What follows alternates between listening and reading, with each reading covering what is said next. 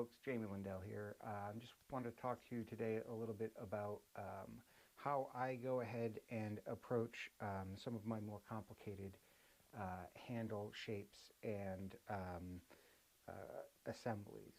So one thing that I like to do, you want to make sure that you get everything as squared up as possible, especially when you're doing multiple layers.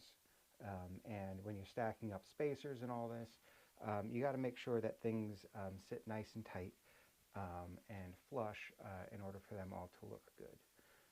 One of the things is that I often use a lot of organic materials. So, I have moose antler as my larger spacer, creating the white section at the front of my handle here. So, obviously that doesn't start out round. So what you need, or it starts out, it doesn't start out square. So you don't have any flat angles or planes to work with, so you need to create those. Cutting, obviously you want to cut two parallel lines to make your section. And then from there, I find as close to center as I can and start fitting up while it is still in its, generally they're kind of oval shape. And then from there I bring it back. And so you can see with this piece, I've already kind of started to bring things back. Everything starts out at dissimilar sizes, but we want to start squaring and flatting our corners and everything. An important part about that is getting all of these pieces to fit up right. One thing I do is I will make pins so that everything will stick back together in the same way, because if everything just floats freely, getting it all to come back is difficult to be all lined up the way that it was in the beginning. So what I like to do is I will flat one surface or both of my surfaces and get my holes slotted and then fit up onto my tang. And then once they're fit up, all of these end up being different sizes. I cut my spacers oversized and everything. And then I trim things back, and I slowly trace things down and trim them back. Because if you leave this, so this is silver. If I left this, this silver spacer really wide and just ground things down, the silver is going to heat up very quickly. And if I didn't have pins, say I just had super glued these together, that super glue would overheat and then fall off, and then you're never going to get things back the way that they were. But in order to get these pins in, what I did was first I did have these super glued, and I drilled holes in my silver, and I drilled holes in the silver. I had them super glued together when I got everything fit up. I drilled the holes in the very beginning, so super glued that. Then I have a pilot to put my hole in there, and then once I do that, then it's kind of a similar thing of transferring those holes once it comes back apart. We're going to have to cut that at fill because I kind of got a little fucked up there.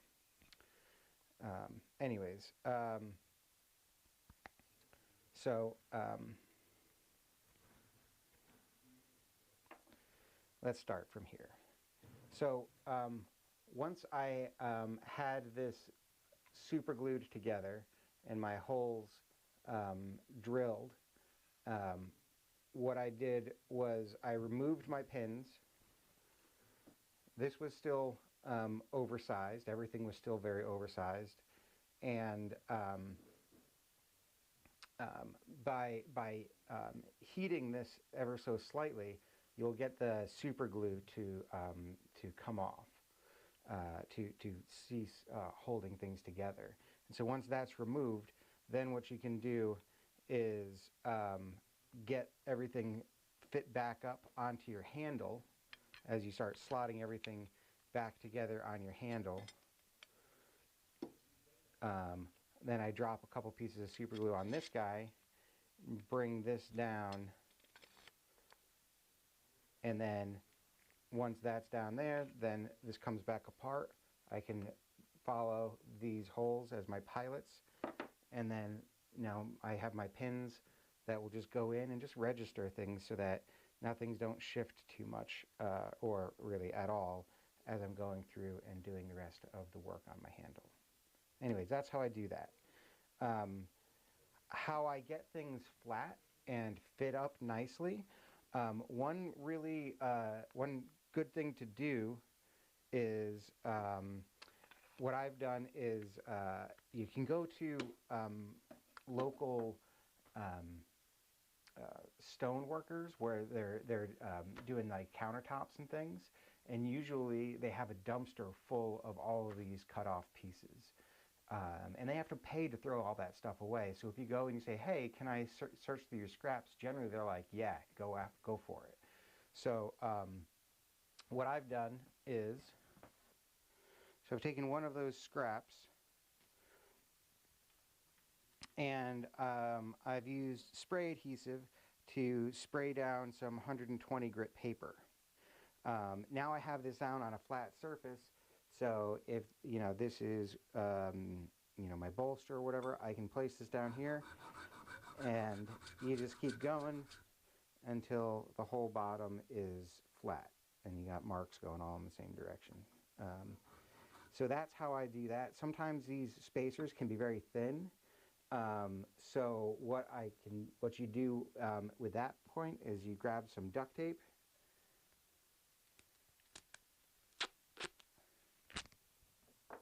You can stick your duct tape down here, bend this over, and stick that down. So now you have a little tab, and now you can then make things flat that way. So that's kind of like just a handy way to go at it. Generally, if I'm making things flat, if I need to be fairly aggressive, I use like 120 grit. That's probably like the max that I would go. And you don't want to go too fine because that's just going to be a pain in the butt. Now, in order to make, these these blocks flat, what I'll do is you put them down and you just pull in one direction. If you go back and forth, the tendency is to wobble. And if you wobble it, then you're not going to make it flat. So if you press down, pull in one direction, come back, pull in one direction. And that is a good way to make sure that everything gets nice and flat.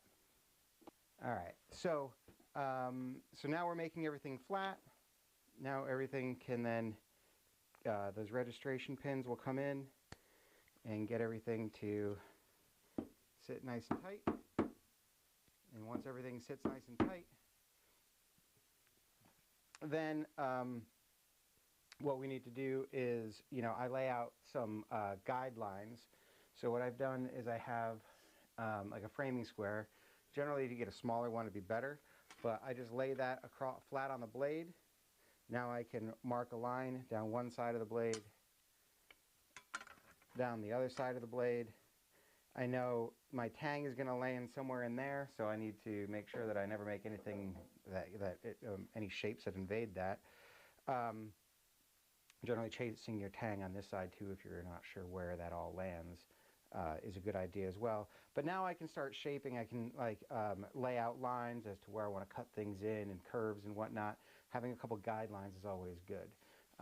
And then if you want to do any sort of like interesting, for this guy, I'm going to be doing some like inlaying some ravens on the sides, like I had done with the knot work on that other sax. Having this nice and flat in order so I can cut it deep and get these guys in before I really start shaping it.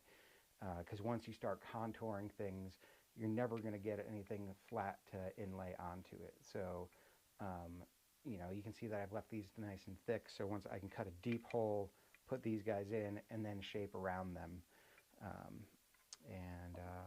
That's kind of how I approach some of my more complex handle assemblies. If you guys have any questions, leave them in the comments. If there's any other videos that you would like me to make in order to expand upon this, or other subjects, I'm going to be getting into doing some Damascus stuff very, very soon. So hope all is well, and be sure to let me know what you think.